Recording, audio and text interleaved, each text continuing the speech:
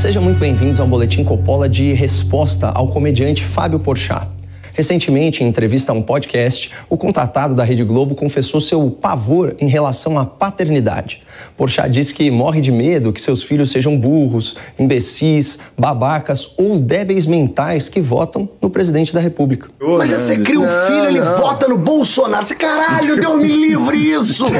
Ele virou um débil mental. Então, assim, eu morro de medo de ter filho idiota, filho burro, e filho que maltrata os outros. Mas já tem um filho babaca.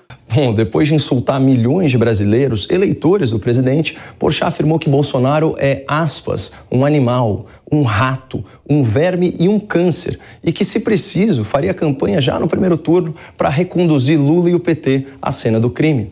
Para justificar sua posição, Porchat afirmou que Bolsonaro não tem humanidade, que mente descaradamente, que ele é responsável pela fome no Brasil e comanda um governo muito corrupto.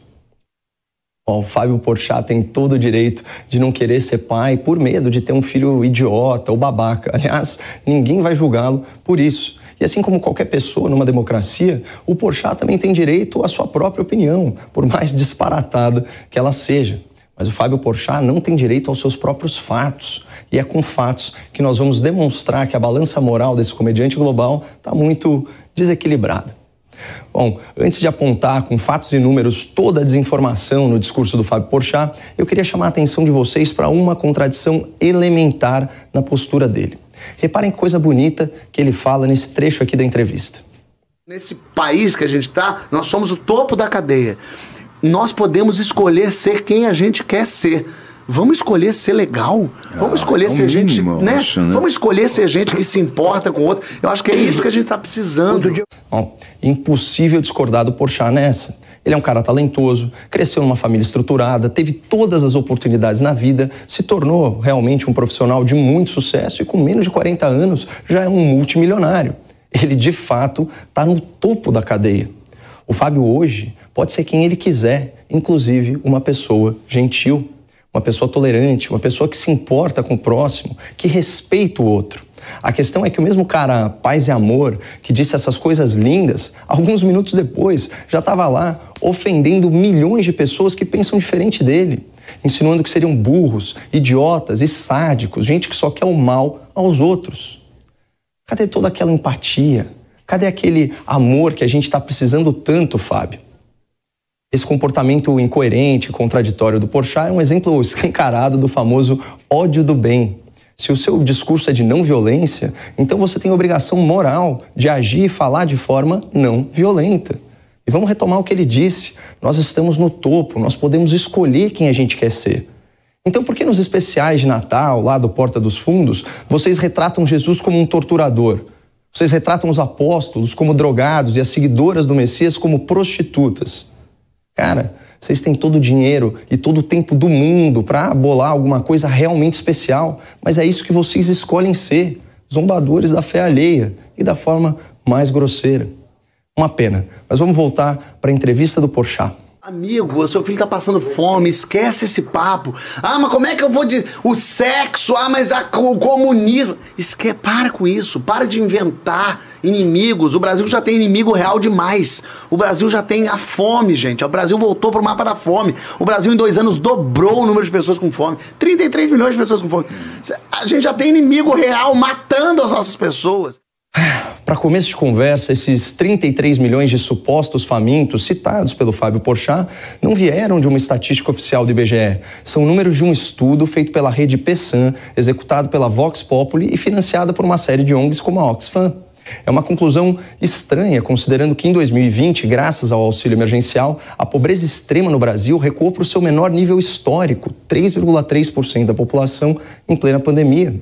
De acordo com os pesquisadores da FGV, 15 milhões de brasileiros saíram da linha da pobreza até agosto de 2020, uma queda inédita de mais de 23%. E atualmente, o valor médio pago pelo Auxílio Brasil, de R$ 409, é mais que o dobro do valor médio pago pelo Bolsa Família, que era de R$ 191. Além disso, o novo Auxílio Brasil beneficia 3 milhões e 500 mil lares a mais do que o Bolsa Família. Essa estimativa das ONGs, citada pelo Porchat como se fosse uma verdade absoluta, é muito inconsistente com os números oficiais dos programas de transferência de renda que aumentaram muito acima da inflação durante o governo Bolsonaro. Na verdade, segundo o IBGE, foi no governo Dilma, a partir de 2013, que a insegurança alimentar avançou no país, crescendo mais de 60% em menos de 5 anos e retornando para o mesmo patamar do começo do governo Lula. Sem falar nos 52 milhões de brasileiros abaixo da linha da pobreza no final do governo petista. Por isso, não é nenhum absurdo temer que ideias de inspiração comunista ou de inspiração socialista voltem a ter protagonismo no governo federal. Basta ver o que está acontecendo na Argentina ou na Venezuela, isso em termos de inflação, de miséria, de insegurança. Para tirar este animal, este verme, este câncer que está no poder, eu vou pintado de estrela vermelha cantando Lula lá, voto apertando 300 vezes. Para justificar o seu fetiche eleitoral e defender o seu voto em Lula, o Porchat usa como pretexto não apenas os dados não oficiais sobre a fome, mas também sua preocupação com a corrupção, a violência e a pandemia. Ele não deve se lembrar da atuação do PT contra a MP do programa BEM, que salvou mais de 20 milhões de empregos formais em 2020. E talvez ele não tenha assistido a esse vídeo do Lula celebrando politicamente a Covid-19. Ainda bem que a natureza, contra a vontade da humanidade, criou esse monstro chamado coronavírus, porque esse monstro está permitindo que os cegos enxerguem, que os cegos começam a enxergar que apenas o Estado é capaz de dar solução a determinadas crises. O Porchat também acusa o presidente de promover a violência. Mas qual a minoria que foi física ou juridicamente perseguida pelo governo nesses quase 4 anos? Pessoal, que tal abandonar um pouco as narrativas e olhar para os números que mais importam? No último ano do PT no poder, morriam mais de 7 pessoas por hora vítimas de homicídio. Foram aí mais de 61 mil mortes em 2016. Já em 2021, o ano passado, esse número atingiu o menor resultado da série histórica. 41 mil mortes violentas, 20.500 óbitos a menos do que na era petista. Mas dentre todos os malabarismos retóricos no discurso do Porchat, esse aqui se destaca muito. Antes de a gente começar a falar de corrupção, que tem nesse governo muita corrupção nesse governo, a gente tem que falar de dignidade humana. De uma pessoa que é um ser humano, que não é objeto, não é um cara que não gosta do outro, que provoca ira, raiva, que mente descaradamente. Não, peraí, Porchat, você vai votar no Lula porque o Bolsonaro é mentiroso? Pelo amor de Deus, cara, o Lula chegou a ser condenado em 3 instâncias por 20 juízes por corrupção e lavagem de dinheiro. E ele ainda tem a cara de pau de se dizer inocente.